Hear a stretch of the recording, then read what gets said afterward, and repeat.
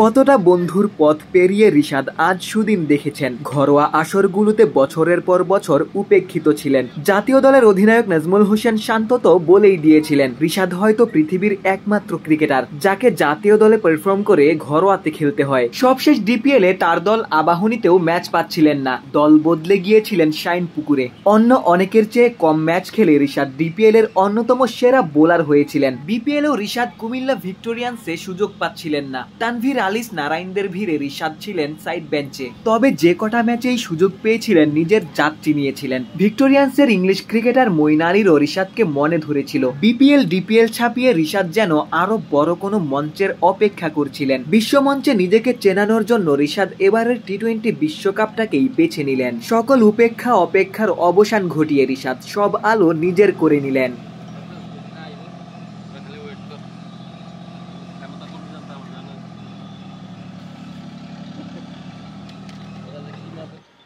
এবারের বিশ্বকাপে রিশাদ বাংলাদেশের তো বটেই, গোটা টুর্নামেন্টেরই অন্যতম সেরা বোলার ছিলেন। 7 ম্যাচে 14 উইকেট নিয়ে আসরের ষষ্ঠ সর্বোচ্চ উইকেট সংগ্রাহক। রিশাদের ইকোনমি রেটটাও ছিল 8-এর কম। দুর্দান্ত বোলিংয়ে রিশাদ গোটা বিশ্বেরই নজর কেড়েছিলেন।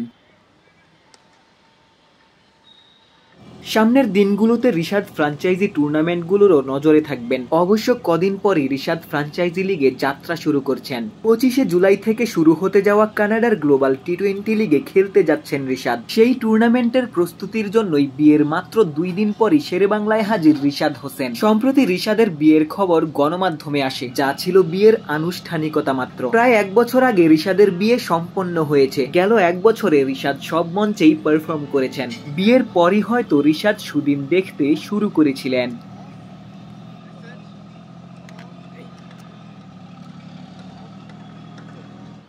গেল 1 বছরে রিশাদ নিজের স্কিলের অনেকটাই উন্নতি করেছেন। বোলিংয়ে কন্ট্রোল বেড়েছে, লেগ ব্রেকটাও বেশ ভালোভাবেই রপ্ত করেছেন। বিশ্বকাপে রিশাদের দারুণ পারফরম্যান্সের পেছনে মুশতাক আহমেদ বড় ভূমিকা পালন করেছেন। রিশাদকে গুগলিটাও শিখিয়েছেন।